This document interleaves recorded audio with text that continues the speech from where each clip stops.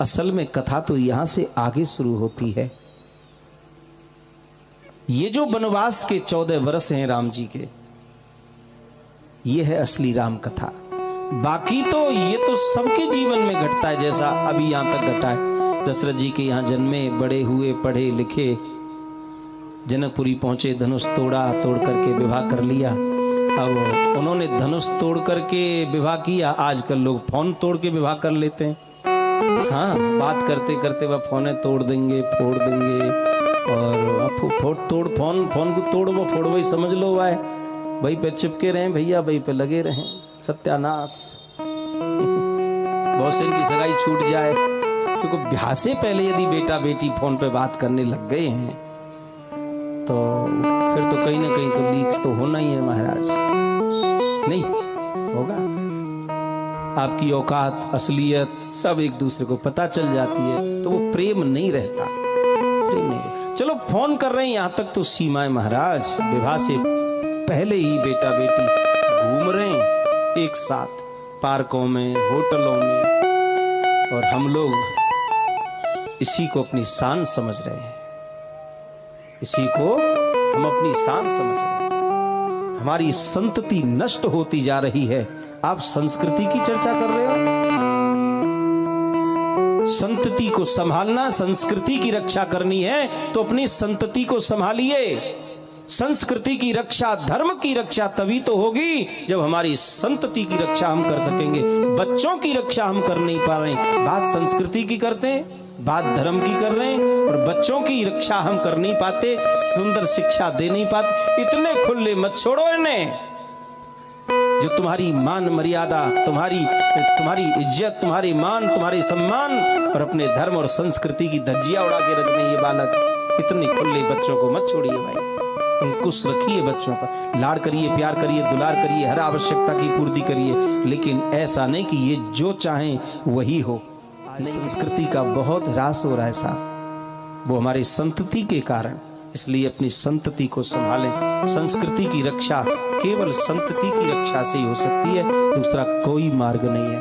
ये देश का भविष्य है साहब, भविष्य की ये दशा होगी तो साहब कैसे होगा। तो राम प्रभु का जीवन यहां से प्रारंभ होता है।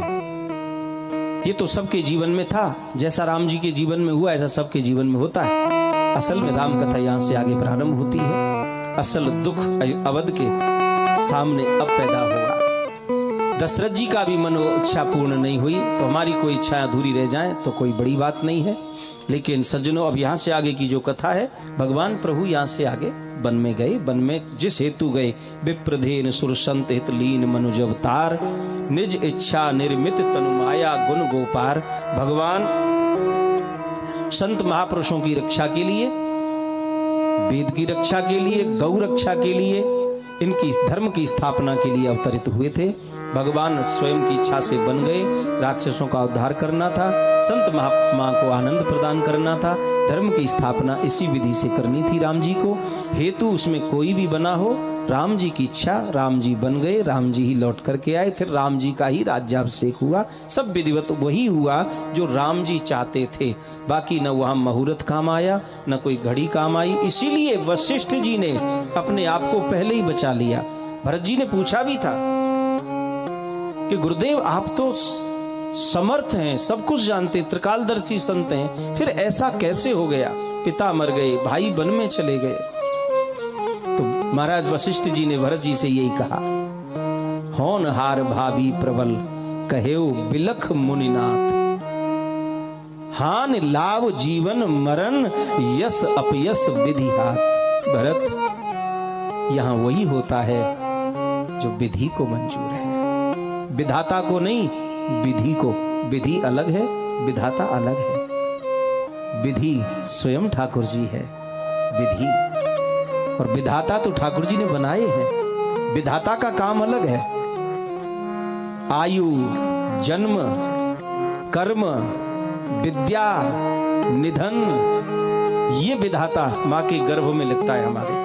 ये कब होना है, कितना होना है, क्या हमारा कर्म है, ये विधाता माँ के गर्भ में लिख देता है। लेकिन विधि का विधान कुछ अलग है, उसे ब्रह्मा भी नहीं जानते साहब। तो राम जी ने अपने जीवन में समाज को दिखाने के लिए तो सुख पाया ही नहीं महाराज। 14 बरस वन में रहे, लौट कर आए, राज्याभिषेक भी हुआ, फिर जानकी का त्याग, फिर उसके बाद में जानकी त्याग करके चली गई।